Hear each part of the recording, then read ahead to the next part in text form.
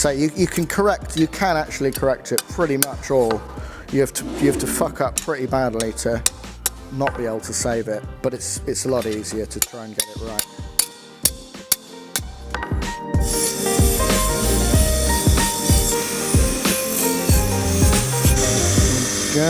I'll bung it straight in the clay because it saves touching it or anything. That's about it really. I'll just pop that one in a clamp. Just let that one there for a minute and I'll do the other one.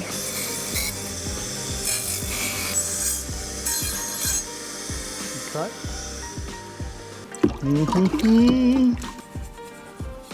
Well, I mean, this is some nice sort of kiln sort of cement stuff that works pretty well. It goes a bit weird in the water, it gets a bit flaky, but it honestly works quite well for what I'm using it for. So this is just a kind of the white, you can get like white and black furnace cement stuff in pots, and that's basically that dissolved in water, and then I give it a bit of a mix up. And it's got some odd things in it, but it seems to work pretty well. But I'd like to try just normal potter's clay, see if that works.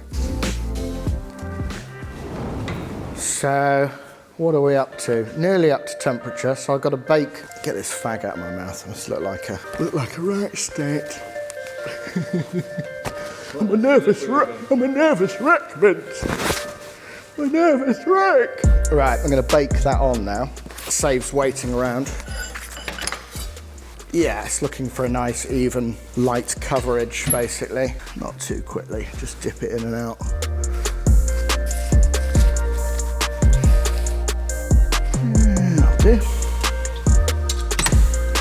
And that one's ready to quench.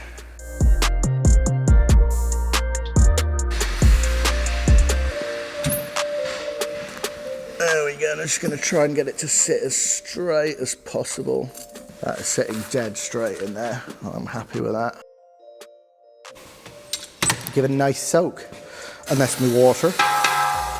Basically until it's all the same temperature. So I'll let it come up to temperature. It'll kind of go over, because the tang's so thick, I'll give it a good sort of 4 or 5 minutes. Once it's saying it's at temperature, I'll give it a good few minutes to soak in. And I might open it, if I don't see that the colour's gone into the tang, I'll close it and let it come up again. Very simple carbon steel this. Here we go, relatively straightforward, except for the fact that ideally it's a water quench. I might go for it. No, I'm going to close the door and do it one more, because that's a very thick tang. I'll just let it soak into that tang. I think that light was, I couldn't see, but it see, that probably was right, if you see what I mean. It did look all even. It's just that it looked different. It's throwing my spider senses off. Right, I'm going to go for it. Slowly but softly and gently.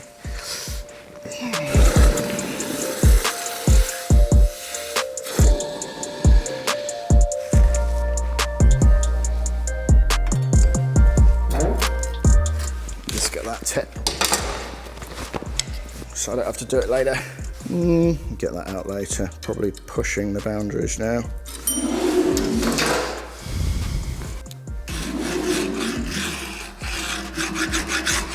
It's hardening as we speak.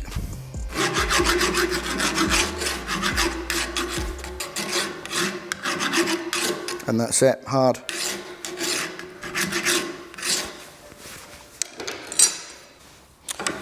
So there we go, didn't quite get that. Could have just, if I was a bit more ninja-like, it has come out. We'll see that little bit. I'm not going to move it because it's like glass, but that'll come out. That's the only distortion on the whole thing, look, is that little tip there. But so that'll come out very easily once it's tempered. Bake it on, bake it on. Yeah, it didn't go all over the place anyway. I shouldn't say that yet, because this one is a different material. So it might go all over the place. With the cold forging and then heat cycling before, doing all the heat cycling before and the cold forging, straight into heat treatment. There's a few little gaps in it, but I say it's only just to dissipate it. Not overly fussy about it. Wonder how tall it is. Might be 70 mil tall, that one. Oh yeah, it is 68. It's a tall boy. It's a tall boy, but it's weird. It seems to be around 75 mil, something like that. It just becomes a different kettle of fish to heat treat. Just wants to distort. I've got a lot of customers who are really attracted to super tall knives. I think a lot of it would depend on your working height as well, what height your counter is and how tall you are and stuff. So it depends on that, but a lot of the cleaver guys love a tall knife. Yeah, so I mean, it's just the height. It's a lot more metal. It's got a lot more weight to it. It's a proper tool for some, you know, if you've got the right height, working height, to be able to use a tool knife comfortably. Quite a weapon, vegetable weapon. Big veg and stuff, big tall cabbage and squash. You have to sort of give it a shove to go through a squash, but yeah, nice, be sturdy enough for that. We don't want a bendy knife for hard veg and stuff. I've got my two favourite. I'm using this one at the moment, basically until it's gone, but it's very limited. It's the 1980s. It's obviously a limited resource, but equally one of my favourite steels is a tungsten steel, and that's got loads of different alloys in it, and it's a very different considerations on heat treatment and soak time. There's different things you can do with it by changing the amount of soak time because of the alloys in it and stuff like that. I'm actually water quenching the tungsten steel as well, having very good results with that, but that's an oil quench steel, and it's perfectly great as an oil quench steel. But yeah, it's different seals, different requirements, and depending what you want to do with it as well. If you want to extract the most toughness out of it or the most hardness, you might even want to extract some larger, gnarly carbides out of it. It's a perfectly valid thing to want to do, which is sort of, to many, might be a sort of misheat treatment of it, but you could do that. I mean, that'd be steel choice as well. So like for a filleting knife, lots of people make them out of ABL, which you're right, is inherently so fine grained that it's inherently tough. You know, it's got an inherent toughness in that grain. I say grain, it's a very fine carbide steel. Yeah, inherent toughness. Oh, it's a bit hard. Ugh.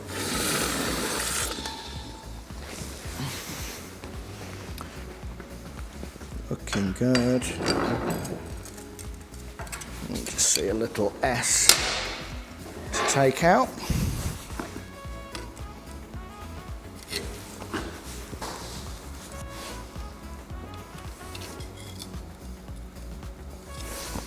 I won't chance anymore. Yeah, it's hard. Hard as fuck, boy. Because that's all hardenable steel, that is, as well. So the cladding is a bit hard as well, but not too hard, not so hard we can't straighten it after we've tempered it. I think it's probably at a guess about 0.3, 0.4 carbon, the cladding. But yeah, it's well hard. It's like well hard. There we go. That'd be a good one to mix some trap music in on the is like well hard. Is well hard. Is like well hard. Is well hard. Is like well hard. Is well hard. Is like well hard. Right, so let's cool this bastard down. Go for lunch.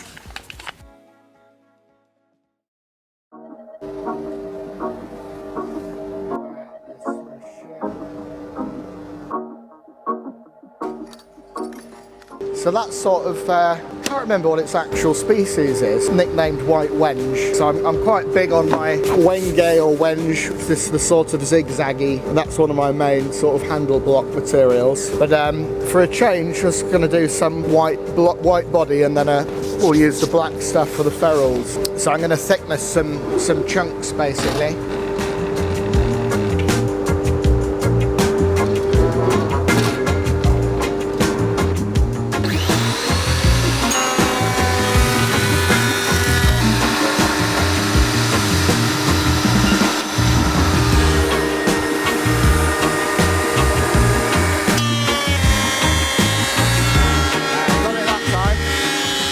It's a bit of a bow in it, so I might try and thickness this side.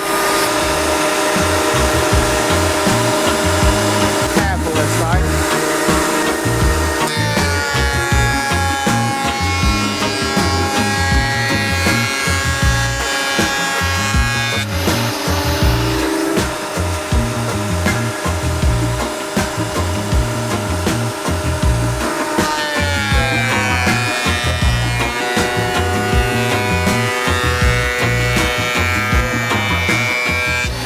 Yeah, it's a bit flatter, it's a lot flatter.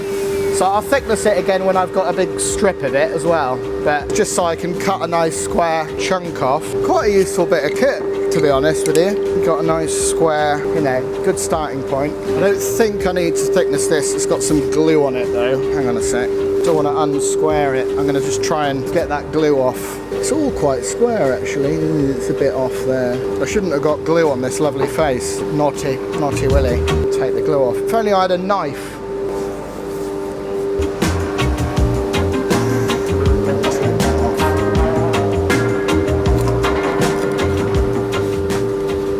What an incredible tool. So got two different species of wood and I'm just sort of squaring them up so I can take some handle block cuts of the handle block material, and then I'm going to thickness those in length so they're both exactly the same size and they're all square on all sides, and I'll cut everything, the handle block and the ferrules. One's jigged up to drill the hole in the right place. You can just stick them in the jig and drill them all with the same tool setup. That's the plan. So have to think about where we want the grain as well. So I think we'll do thick way, because I do a sort of 30 by 20-ish is fine for my handle blocks to finish on. So I'll do just over 30 mil, so I can thickness it to 30 mil.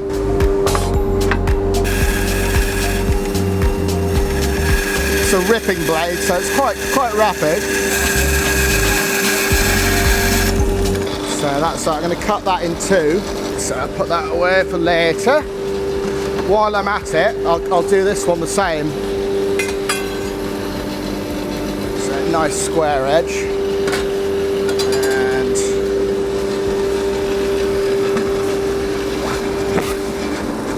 this one. Big long cut.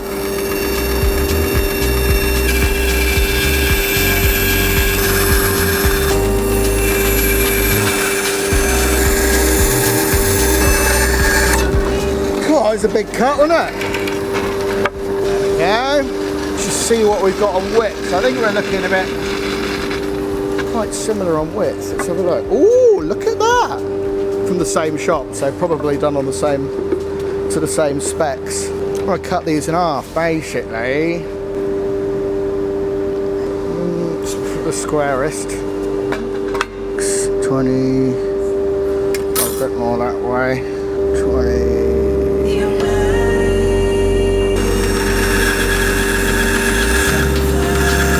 Lovely.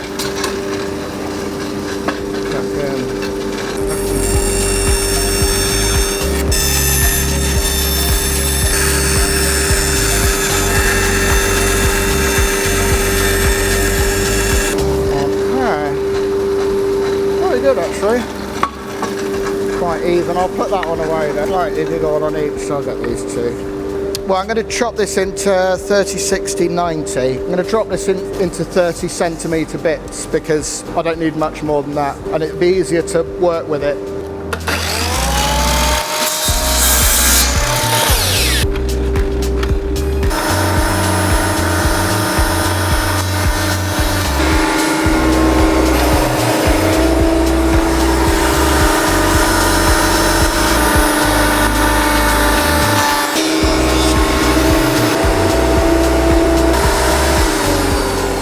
Yes, that's quite an advantage. Might be a little bit of, no, it's fine. I'm going to be fine.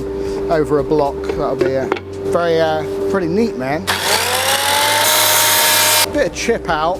See if we can. The most important thing is, am I going to be able to drill? I'll get better off the bandsaw and the disc sander, but it's a bit. So I want to do the ferrules in that, and then it becomes very awkward to square the ferrules in the disc sander. So ultimately I'm going to have, well, I've got a big radial arm saw over there, so I can have it set up with a fine tooth blade, and I can get it all set up, and that'll be great for doing everything really square. Like, you won't need to sand it or anything. But I'll do everything in here, I think. So this is a nice thing, and it's all square on all sides now, so it doesn't matter which side I start squaring it from. Pretty good. Not bad for Axminster.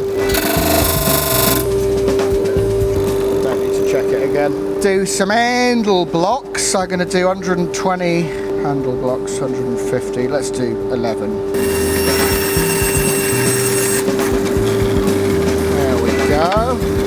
And that's already squared on that side, so I'm going to do 30mm for the ferrules. Do a bit over. That's not going to be the nicest finish on there, so, but obviously when I get the saw cut off, then I'll be able to, I'll have 30mm ferrules that are all nice and square as I cut them. That's the plan. But I'm going to have to square these now.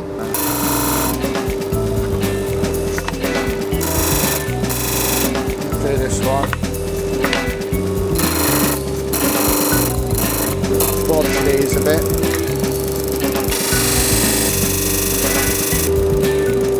Not too shabby. Kind of wish I'd gone the other way around. Black. I think that'd be quite nice. But you see where I'm going with it. They're all the same size. Going to be near as damn it the same size. Just going to try and mark the centre of this, which has proved really hard because I can't find my calipers or anything. But that's all I need is a dot on there. Dead centre. Again, it's not plugged in because I'm looking right over the level a bit. It's looking pretty fine. It must have been set up for almost exactly the same thickness that I've ended up with here, because it's almost, the fence doesn't need moving by the looks of it. Looks pretty good. It'll do. So I'll clamp my stop in. So I know it's not doing this perfectly at the moment, but because this bed wants rebuilding basically, but it's good enough. We'll see how good it is. Well, I know it's not perfect because if you check the squares, it's not perfect, but once it's all set up nicely, it will be pretty damn good. Not too bad. What are you doing? That's looking pretty tasty. That's looking nice and central. It's just kind of a hint of how it is going to work when it's actually all properly set up. It's going to be rapid. It's going to be a rapid. I think that's probably enough. I'll just measure. Not terribly far, but then we only need about 100mm total. Go another 10mm. It's not very efficient just doing two handles like it, but you know, when you've got 50, 60 blocks. So, and now everything's the same thickness. So I don't want to go all the way through. So there we go, square, dowel ready. Let's see what length I'm going to do them, but 24 plus 68, 92.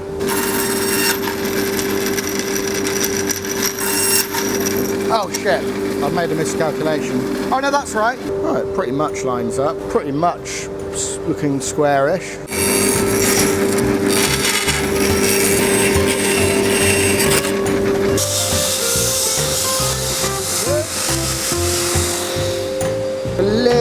Spin in here, quite a neat trick to show you.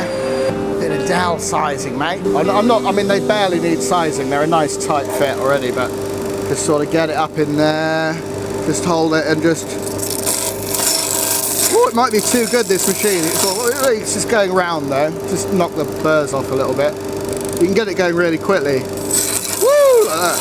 Woo! It's fun to be alive! This guy, because everything's not in the middles and stuff, I'm just going to have to remember that that fits nice like that and not so nice like that. But I'm going to one-hit wonder this with super glue and we are fucking done, mate. And I'm going to try not to glue all my fingers together. But considering I've not yet built the thing square and stuff, that's all right. The kind of dowel makes up for it a little bit. But the idea is, you know, that it'll all be, it doesn't matter which way around you'll put that, and it, you know, they'll all be square and everything will be central, and I can make up a lot of parts modularly, and then you can sort of pick and choose ferrules and stuff like that. So I'm going to try and glue this up on here now.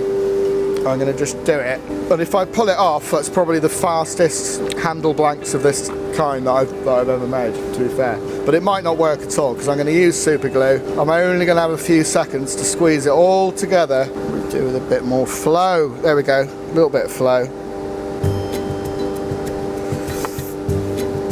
Really am. Here we go. Oh shit, I'm going to glue my fingers together, Vince. You're going in. You got a minute, only got a second. Just going to test the.